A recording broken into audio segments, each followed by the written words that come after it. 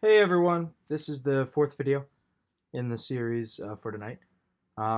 This one is going to build on the distance mapping we've done recently, and the question we've been asking there is how far away I am in terms of cost from an area. This one answers the next follow-up question, which is, well, how do I get there? And it's essentially going to use the same principles that we learned last week for flow direction, and that we're kind of building like a map, or a raster rather, that dictates the rules of travel, and then using those rules of travel, right, which is the path of least resistance, it actually draws that path. When you do this, you'll notice we didn't do it when we ran the tool originally, but if you go back to cost distance, you'll see it gives you the option to create a backlink raster. Backlink can be best defined as directions, essentially. That's what you're creating. That same way that last week we built that like flow direction map. Remember, and it was a super confusing one, and it simply told you, like, go this way, go that way, go this way, blah, blah, blah, blah, blah. Well, we'd be doing the same thing here.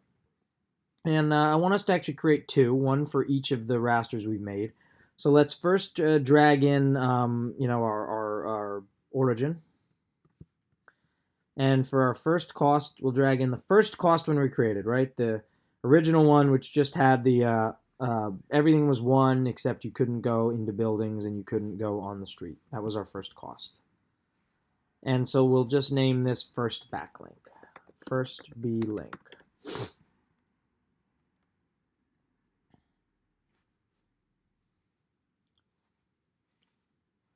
Right? Just a series of directions. Which way do you go?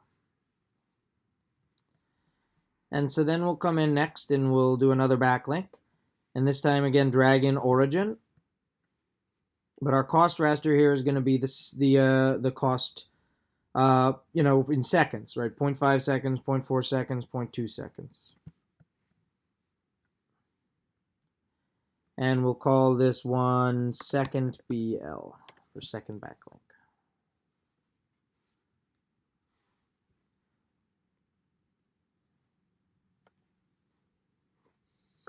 More nuanced, right? Obviously, because there's a difference now. Now we can actually be affected by the paths that we take, right? The little areas.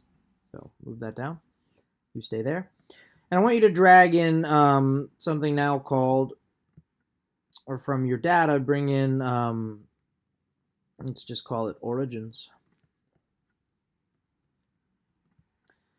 And, let's draw these up with maybe two blue squares just so we can see them.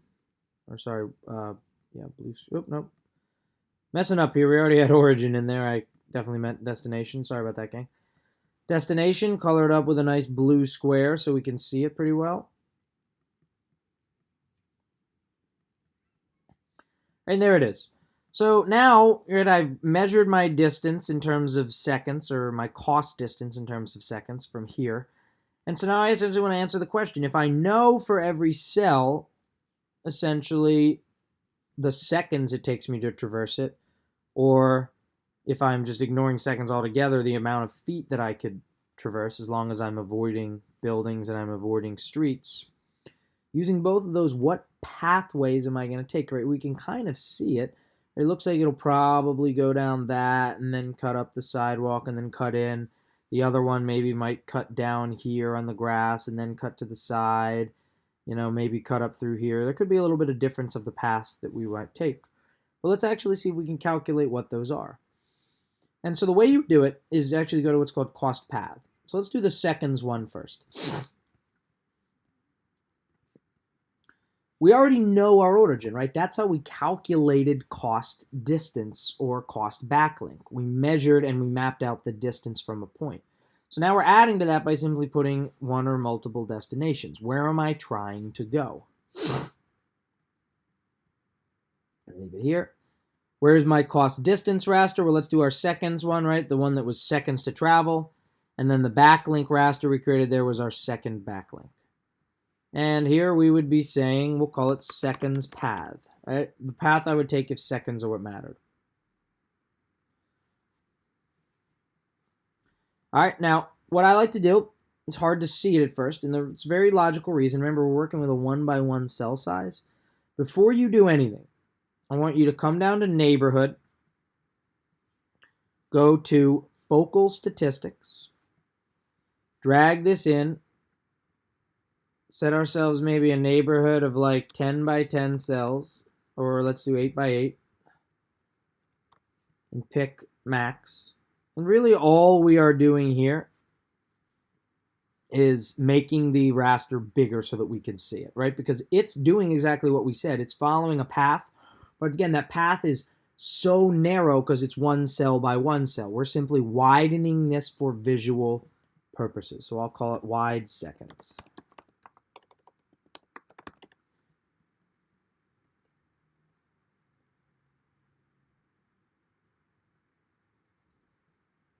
And now we've got something that we can work with.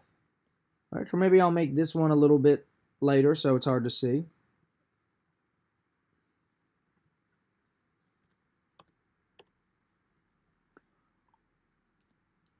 Make this a nice strong red. And lo and behold, there is our path, right? It finds its way out, comes down here, pushes itself down to continue along this, cuts over onto a sidewalk and a crosswalk, follows the sidewalk up until it gets down to this area, takes a left on a path, cuts around the path of the other building, and then moves forward like that. That is the best direction possible in the shortest distance, or sorry, shortest number of seconds to be able to get to that point. That is cost path. It's the same principle that show you the path you would flow down the mountain. So let's run it again, but let's run it on the other one, the distance that wasn't in seconds, right? The original one that we did in the long ago, where we just cut out the roads and the buildings, and then we built a cost distance raster based on that, and then we built a simpler backlink. So same thing, I want to find my way to this destination, and we could call this, dist path, maybe distance path. The cost raster was just your original cost distance where you'd factored things out. Oop, doing the wrong thing. Your path distance is a whole different operation we're not playing with. My bad. Sorry, all right, so my destination data. My cost distance raster is the original cost distance. My cost backlink raster was first backlink. And yeah, I will call it dist path, right? For the path I'll take if distance is the factor that matters. And we're going to do the exact same thing we did previously. We're going to go really quick before we mess with anything else down to neighborhood, go to focal statistics, drag this in,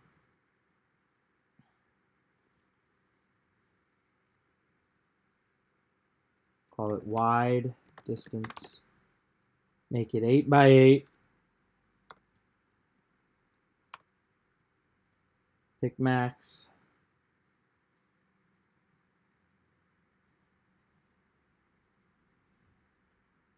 and look at that.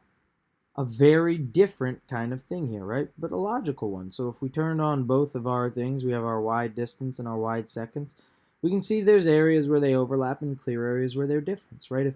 If I don't care about where I'm walking, if I don't want to preserve the paths, if I don't think they're quicker, from a distance perspective, it is more logical just to make a straight, narrow beeline, right? You're almost following pure angles at that point. Versus the other one is a little bit more serpentine. It follows kind of the paths of the world. And then you even see a greater difference here, right? If I'm only caring about distance, I'll do a complete diagonal, narrowing between these buildings, hovering along the edge, keeping my way up until I go here. But if it's time I'm trying to preserve, right, that costs time getting across the grass and the driveways there. I know that it's quicker for me just to go across, walk up the sidewalk in terms of seconds, cut down, and go to here.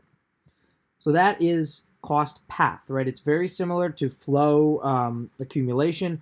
It's really how you are showing how you get from one point to another based on a cost map underneath, right? A map of time, a cost map where you've taken some areas away and only let your traveler traverse on others. So for this one, I'd like you to make a map that essentially shows me the comparison of the paths you would have to take from the original cost distance, where you again had just factored away the roads and the buildings, and the second one where you actually applied seconds to how you have to traverse through space.